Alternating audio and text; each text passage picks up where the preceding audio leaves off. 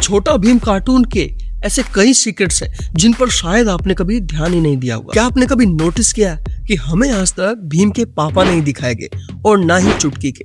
आखिर इन कैरेक्टर्स की पूरी फैमिली कहाँ है? लेकिन सच तो ये है कि ये कार्टून के कुछ रेयर एपिसोड में इनके पास्ट की झलक दिखाई गई थी, जहाँ हमें टुनटुन मौसी का बचपन, उनकी लव स्टोरी और कई हिडन ट्रुथ देखने को मिले हैं। और सबसे बड़ा सवाल, फ्यूचर में भीम शादी किससे करे, चुटकी से या राजकुमारी इंदुमती से? साथ ही आज हम जानेंगे छोटा भीम के सबसे खतरनाक विलन किरमाड़ा की असली कहानी।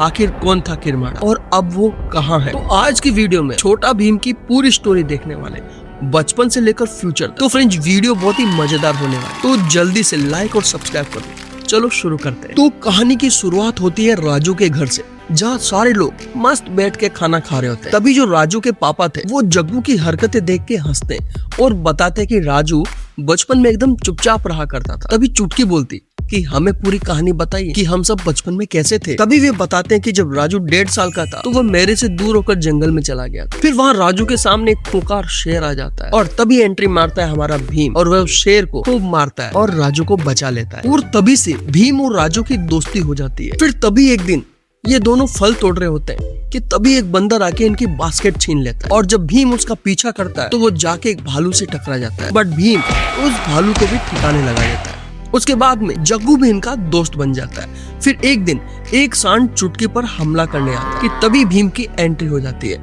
और वह चुटकी को बचा लेता है। उसके बाद चुटकी उसको एक लड्डू देती है और वहां से चुटकी भी भीम की दोस्त बन जाती है। उसके बाद एक दिन इन सब की मुलाकात ढोलू भोलू से भी होती है। भीम के पूछने पर वो बोलते हैं कि हम इस गांव में पिछले हफ्ते ही आए हैं और हमारा एक दोस्त भी है।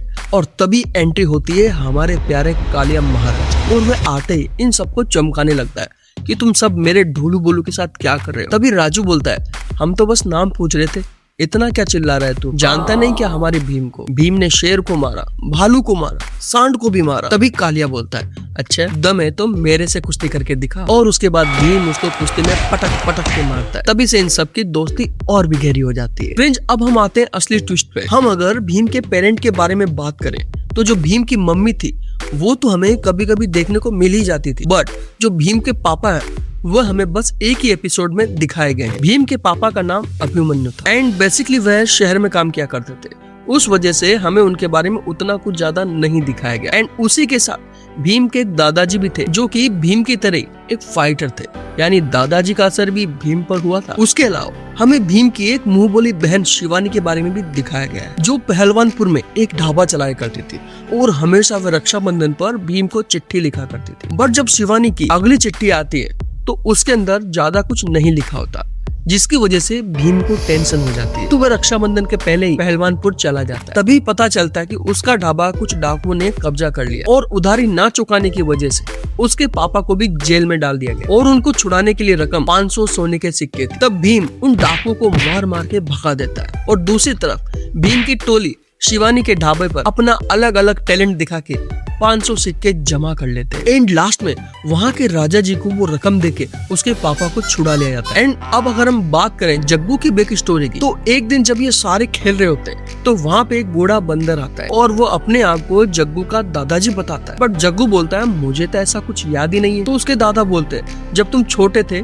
तभी तुम हमसे बिछड़ गए थे। देन उसके दादाजी उन सबको उस जगह पे लेके जाते हैं जहाँ पे उनकी पूरी फैमिली रहा करती थी। लेकिन एट द एंड जग्गू ने अपनी फैमिली के साथ रहना पसंद नहीं किया और भीम के साथ ही रहा करता था। ओके फ्रेंड, अब हम चुटकी के फैमिली के बारे में जानेंगे कि चुटकी के पापा कौन थे और टुनटुन मौसी के लड्डू इतने फेमस क्यों थे। तो एक दिन जब ये दोनों माँ बेटी घर की सफाई कर रहे होते हैं तभी चुटकी को एक ट्रॉफी दिखती है जिस पे लिखा होता है बावर्ची नंबर 1। बट जब वो अपनी मम्मी से पूछती है तो वह चुटकी को कुछ नहीं बताती। तब चुटकी ट्रॉफी लेके अपने सभी फ्रेंड को दिखाती है। तभी भीम बोलता है कि हम प्रोफेसर धूमकेतु के टाइम मशीन से पीछे जाकर देख सकते हैं। और जब ये सब टाइम मशीन से पीछे जाते हैं तभी हमें टुनटुन मौसी का बचपन दिखाया जाता है। टुनटुन मौसी और उनकी बहन मुनमुन झूला झूल रहे होते हैं। उसके बाद वो दोनों एक ढाबे की तरफ भागते हुए जाती है जो कि उन्हीं का था। तभी ये सब उसी ढाबे पर बैठकर खाना खाते हैं और वहाँ का खाना मुनमुन ने बनाया होता है। तभी चुटकी पूछती है कि टुनटुन ने कुछ नहीं बनाया क्या? तो वो बोलती है नहीं, टुनटुन तो बस खाती रहती है। तभी एक अनाउंसमेंट होती है कि आज शाम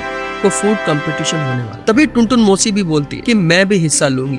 बट उनकी बात सुन के सारे लोग हंसने लगते हैं लेकिन टुनटुन मौसी कंपटीशन में हिस्सा ले रही होती और जहाँ बाकी सभी चटपटे आइटम बना रहे होते हैं, उसी बीच हमारी टुनटुन मौसी लड्डू बनाती है, जिसको खा के सरपंच बहुत ही ज्यादा खुश हो जाते हैं और टुनटुन मौसी वो कंपटीशन जीत जाती है और तभी से टुनटुन मौसी के लड्डू इतने ज्यादा फेमस हो जाते हैं। अब हम टुनटुन मौसी की लव स्टोरी देखते हैं। तो एक दिन टुनटुन मौसी की एक डायरी बंदर उठा ले जाता है, फिर बड़ी मुश्किल से वह डायरी उनको वापस मिलती है। तब चुटकी पूछती है आखिरकार इस डायरी में है क्या, जिसके लिए आप इतना ज्यादा परेशान हो रहे हो। तभी वह चुटकी को एक नीला गुलाब दिखाती है जो उस डायरी के अंदर था। वह बताती है कि तुम्हारे पिताजी बड़े ही मुश्किल से ये मेरे लिए लेके आए थे।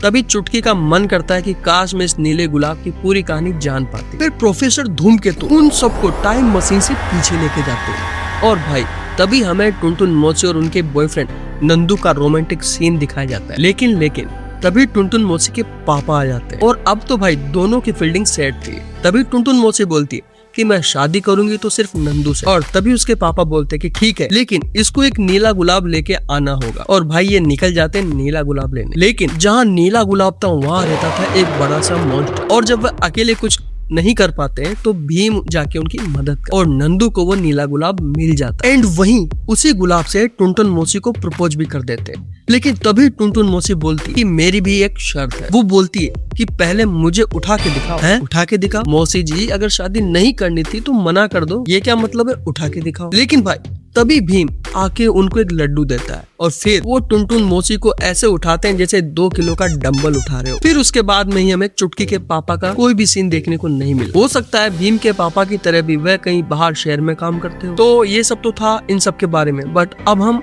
कहानी के विलेंस के बारे में बात करें। अब देखा जाए तो मोस्ट कॉमन विलन है डाकू मंगल सिंह, जो कि किसी काम का नहीं है। इसने आज तक एक ढंग की चोरी भी नहीं करी भाई और खुद को इतना बड़ा चोर समझता है। चलो ये तो एक नॉर्मल इंसान था, बट इसी बीच एक और हमारी विलन है जो है ये चुड़ैल। लेकिन इसके बस की भी कुछ नहीं है भाई।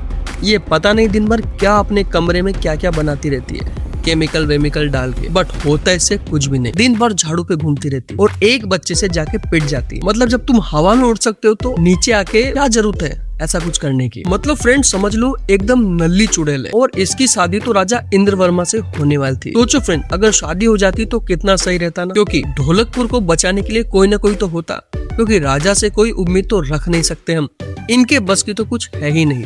इनकी जुबान पर बस भीम का नाम ही रहता है। अगर ये चुड़ैल इनके साथ रहेगी तो ढोलकपुर की रक्षा तो करेगी। और राजा की ये बेटी इंदुमती भाई ये दिखने में जितनी ज्यादा भोली है उतनी है नहीं। तुम देखो इस एपिसोड में गांव में एक कंगी वाला आया होता है और बहुत सारी कंगी लेके आया होता है, और ये देखो ये राजू से क्या बोलती है कि तुम्हें कंगी नहीं चाहिए क्या। अब ये क्या बात हुई भाई। फ्रेंड्स अब हम अपनी कहानी के मेन विलन की तरफ चलते हैं, जिसकी हंसी से ही बचपन में बच्चों की आंखें फट जाती थी, यानी कि किरमाड़ा। आखिरकार क्या थी किरमाड़ा की रियलिटी।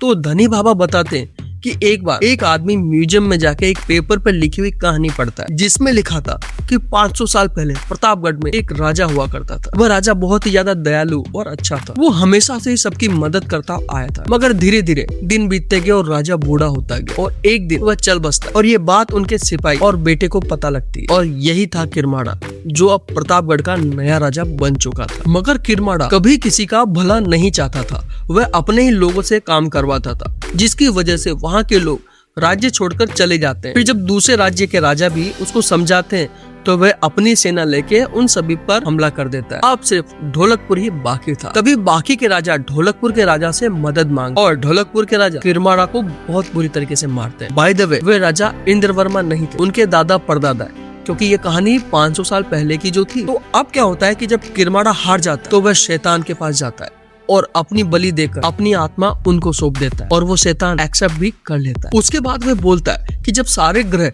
एक सीधी लाइन में होंगे और उसी दिन किसी ने अगर मुझे तुम्हारी याद दिला दी तो मैं तुम्हें आजाद कर दूंगा और उसके बाद तुम्हें कोई भी नहीं हरा सकता। अब जो आदमी कहानी पढ़ रहा था वह किरमाड़ा की ये वाली बात भी पढ़ देता, जिसकी वजह से शैतान को उसकी याद आ जाती है और किरमाड़ा आजाद हो जाता है। तभी भीम पूछता है कि क्या हम उसको कभी हरा नहीं सकते, कभी मार नहीं सकते। तो धूनी बाबा बोलते हैं जो पहले से ही मरा हुआ है उसको तुम कैसे मारोगे, अब जो करेंगे वो तो ऊपर वाले ही करेंगे।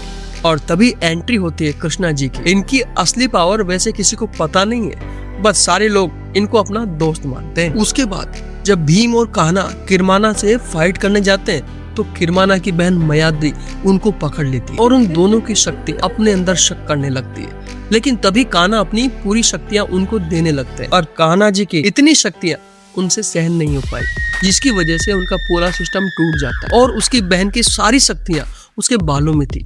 तभी भीम उसकी बहन से फाइट करके उसके बाल काट देता है और उसको खत्म कर देता है। फ्रेंड्स, अब बारी थी किरमाड़ा की। अब जब किरमाड़ा से ये दोनों फाइट कर रहे होते हैं, तभी किरमाड़ा जमीन के अंदर चला जाता है और अपने शैतान से ब्रह्मास्त्र लेके आ जाता है। और फिर जब वो ब्रह्मास्त्र चलाता है तो वो कान्हा जी के गले में जाकर फूल की माला बन जाती है और तभी कृष्णा जी का असली रूप सबके सामने आता है और फिर कृष्णा जी की मदद से भीम किरमाड़ा को खत्म कर देता है। अब देखो फ्रेंड, किरमाड़ा एक आत्मा है जिसको कभी भी पूरी तरह से खत्म नहीं किया जा सकता। तो ये सब किरमाड़ा को अतरक्ष नाम के अंधेरे और काले डायमेंशन में बंद कर देते हैं। अब इनको लगता है कि सब कुछ ठीक है, बट तभी कहानी में एक बहुत बड़ा ट्विस्ट आता है। जब ये बात किरमाड़ा के छोटे भाई यानी जिम्बारा को पता चलती है तो वह अपने भाई को बचाने की पूरी तैयारी में लग जाता है और तभी वह धूनी बाबा को पकड़कर उनको हिप्नोटाइज कर देता है और उनसे अतरक्ष की चाबी का पता लगा लेता है और इसके बाद उसको वह चाबी मिल जाती है। इससे पहले कि वह अतरक्ष का दरवाजा खोले, भीम और बाकी सब वहां पे आ जाते हैं और उसको मार के